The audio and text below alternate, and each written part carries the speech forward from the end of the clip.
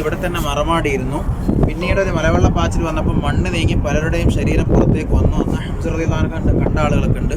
അപ്പോൾ വീണ്ടും എല്ലാവരും ഇവിടെ തന്നെ മറമാടൽ സേഫ്റ്റിക്ക് എതിരാണെന്ന് മനസ്സിലാക്കി പലരെയും പല ഭാഗത്തേക്ക് മാറ്റി മറവ് ചെയ്തു. ഇപ്പോൾ ഇവിടെ നമുക്ക് അറിയപ്പെടുന്ന 4 ഖബറുകൾ ഈ കാണുന്ന ഗല്ലിയിൽ, ആ കാണുന്ന ഗല്ലിയിൽ ആ റൗണ്ടുള്ള മീസാൻ കല്ലത് അപ്പുറത്തുള്ള അതാണ് ബഹുമാനപ്പെട്ട സയ്യിദ് ശുഹദാ ഹംസത്തുൽ ഖറാർ റളിയല്ലാഹു അൻഹുവിൻ്റെ ഖബർ ഷരീഫ്. അതിനോട് ചേർന്നിട്ട് അബ്ദുല്ലാഹി ഇബ്നു ജഹ്ഷ് റളിയല്ലാഹു അൻഹുവിൻ്റെ ഖബർ.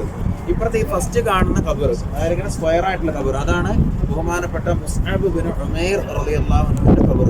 ഖരീബുൽ മദീന എന്ന പേരുണ്ട്, സ്ഥാനപ്പേര്. അങ്ങനെ മദീനയിൽ ആദ്യമായിട്ട് ഉസ്താദായിട്ട് വന്ന മഹാനാണ്. റസൂലുള്ളാഹി സ്വല്ലല്ലാഹു അലൈഹി വസല്ലമയുടെ ഫേസ് കട്ടുള്ള സ്വഹാബിയാണ് ബഹുമാനപ്പെട്ടവർ. അതിനോട് ചേർന്നിട്ട് ഷമ്മാസ് ബിൻ ഉസ്മാൻ റളിയല്ലാഹു അൻഹു. ഇങ്ങനെ 4 ആളുകളാണ് അവിടെ ഉള്ളത്. ഇനിയും വേറെ ആളുകളൊക്കെ ഉണ്ടെന്ന് പറയപ്പെടുന്നത് കറക്റ്റ് അറിയില്ല. അറിയപ്പെടുന്ന 4 ആളുകളാണ്. ഇനി ഈ കാണുന്ന മല, ആ തല മുതൽ തുടങ്ങിയിട്ട് ഏകദേശം 7, 8, 9 കിലോമീറ്റർ നീണ്ടു കിടക്കുന്ന മലയാണ് ഉഹദ് മല. ഉഹദ് മല സ്വർഗത്തിൽപ്പെട്ട മലയാണ്, സ്വർഗത്തിൻ്റെ കവാടാണ്.